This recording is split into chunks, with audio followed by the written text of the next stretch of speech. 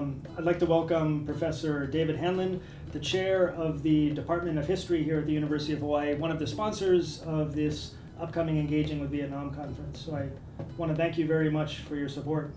Aloha, Liam. Yes, it's something that the Department of History is very happy to be involved with to support, yes. Mm-hmm. So this is a multidisciplinary conference, and we, to some extent, went out on a limb this year in making it explicitly about scholarship in the arts. Right. And we were at first nervous that we wouldn't get participants, but it's turned out, really well. And you explained to me earlier that in your previous position as the director of the Center for Pacific Island Studies, that you had been involved with similar events, and right. you've had good experiences. Is that right? Yes, very much so. When I was director of the Center for Pacific Island Studies, one of the issues that we confronted was how to bring voice and agency into Pacific Island studies. There were Pacific Islander historians and anthropologists, and very good ones, but there weren't that many of them.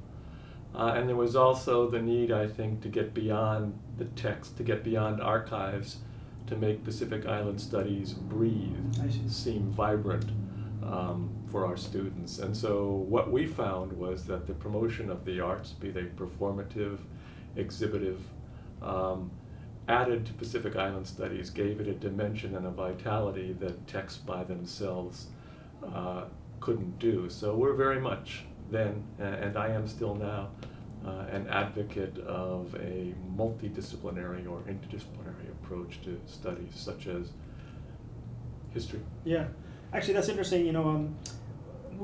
We've had some participants write in and say, I'm an artist, I don't know what I'm going to do at this academic conference. What was your feeling of people who are outside of academia? Were they able to contribute to these dialogues in ways that were meaningful for everyone? Surprisingly well, and in fact one of the things that I teach in my own history courses is that history doesn't necessarily need to be expressed only through the written media. There are all kinds of media through which knowledge of the past, a historical consciousness can be expressed, and those media are many and varied and range from art and literature to film, dance, chant, and other means of visual and artistic expression. Well, we're looking forward basically to seeing a lot of that in October, and in looking at the presentations, I was really surprised to see that even in many papers that are not historical, there's still history there. It's just a discipline of central importance, and I always think that this department is of central importance to this university, but we have people from the outside coming in who are perhaps not familiar with this department. Would you like to introduce it a little? Sure. Well, this department has a special commitment to the Asia-Pacific region, which would include Southeast Asian studies and, of course, Vietnam. We also have a strong commitment to world history, to transnational approaches, to comparative dimensions, and I would argue also interdisciplinary history. I think history's grace is that it is often at the foundation of many scholarly investigations and projects, and many investigations and projects that are not specifically historical, but nonetheless draw on a sense of the past to inform their work.